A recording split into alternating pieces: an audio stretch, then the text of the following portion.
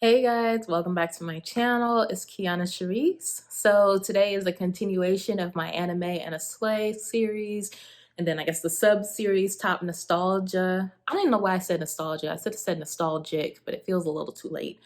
But the top nostalgic anime. So this is part 2. I haven't actually edited the portion of the video yet, so I don't remember what I said, but hopefully it's good. I do really appreciate y'all checking out the first part. I was really worried that I guess no one would care. Like I thought I was gonna get like 3 views and 2 of those views would probably be family. So the fact that it performed like on average for my average videos was like, yay. So I'm glad y'all enjoyed that. Now you'll see through this video and the next video, I was definitely getting tired. So it's gonna go downhill, but hopefully it's still a good time. If you want to go back and see part 1, you should probably do that. If you want to see how my makeup look basically got started and also want to see what I talked about in that one, you should go check that one out first. I'll have it, linked up here and down below.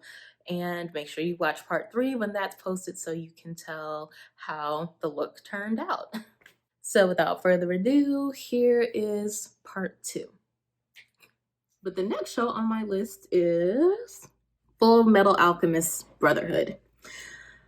Now, this is a top tier show, nostalgia nor otherwise. If I make another list of just top anime in general, Fullmetal Alchemist Brotherhood is going to be on there. Now, to start off, they had just regular Fullmetal Alchemists. I think we call them basically FMA A and FMA B. So A is basically the original one. So what they did was they were creating the anime while the manga was still being written. And then at some point, they basically caught up and the manga wasn't done being finished. So they just said, we'll just make our own ending. So about half of the show is follows the manga, and then the second half is like a whole another ending. And that ending spun off like I think a movie or 2 movies. And I do think actually it's not bad, but I find the original manga ending, the Brotherhood version, I find that ending a lot more emotionally satisfying. And I like the way the characters were a little bit better in Brotherhood. So I would say FMA is not a bad watch though. And if you just like watching shows, I mean, it doesn't hurt to watch that one first, because when they did Brotherhood, they did cover the same material, but I do kind of feel like, and I don't know this for sure, but I kind of feel like they expected you to have watched the first one because they do gloss over a couple things and they leave out one arc that it's not super important, but I thought it was interesting. It was funny on the first one, it was funny to watch. And they like sped up a couple of things. So I feel like they just assumed you probably watched it and just had to cover it real quick before they could get to the what was different. So anyways, let's just talk about what Fullmetal Alchemist Brotherhood is about. So in this world where it's set, which is, I feel like it's basically kind of a sort of Germany-esque. This is one of the few shows where the characters are actually white. Like there's not like, because how like, most anime is drawn to look like white people, but these are actually white people. And it's, once you know the story, it'll kind of be more apparent what's happening. I don't want to give nothing away. It's a little, let me tell you something, this Rare Beauty highlighter, I can't even dot it on, I just got to dot it on my hand. I'm scared. It's so much. I just thought, I don't even know if I want to do this highlighter because now I kind of want to do the blush, and maybe I will do the blush. I'll do both. Anyways, so the show is set kind of there in Germany-esque land, and it's sort of like back in time. It's not super modern, but not like super old. But in this world, they can use alchemy. And I think the traditional definition of alchemy is basically that you can change things into another thing. And I believe the rule is like, it still has to be the same amount of mass or something. Like the rules are you can't make something out of nothing, and you can't make nothing into something like that. I haven't watched it in a while, so I don't remember the rules, because I think that always the opening starts off with the rules of alchemy. Well, the main rule is equivalent exchange. So you can't create something out of nothing, basically. And if whatever you gain, you have to give up, kind of that sort of thing. Because they talk about kind of not just equivalent exchange in alchemy, but equivalent exchange in just life lessons in general, which is one of the main things, which I'm trying to figure out if it's not really a spoiler. It's something you're going to find out very quickly. But yeah, I'm just going to tell that part. It's not that big of a deal compared to the rest of the story. So, and not everybody can do alchemy. It's kind of like, it's just something you're born with if you have the ability or not. So the Elric brothers, Edward and Alphonse, they're brothers, really close brothers. And I think, I forget how to, because each version starts off a different way. So basically, as kids, they lived with their mother, Trisha. Their father left at some point when they were like toddlers or something, really young. I want to say they're like 1 or 2 years apart, the boys. And they had their neighbor friend, Winry. She lived somewhere in the neighborhood. So they were like 3 friends growing up. And at some point, their mother, Trisha, dies. And I don't think I like applying this with a sponge. Their father is nowhere to be found. Their, is it their? No, Winry's grandmother helps take care of them a little bit after this point, because Winry's parents also died in the war when she was a little kid as well. So Winry's grandma is helping to take care. So the mother, Trisha, dies, and at this point, beforehand, they had already been like super into alchemy, trying to learn it. They both had the ability. Both boys had the ability, and they were practicing and trying to show their mom things like, look what I made, all of that. So their mother passed, nice lady, some sort of illness, sad. And so one of the forbidden rules of alchemy is trying to bring someone back from the dead. I don't know if I don't remember if the boys actually knew this or not.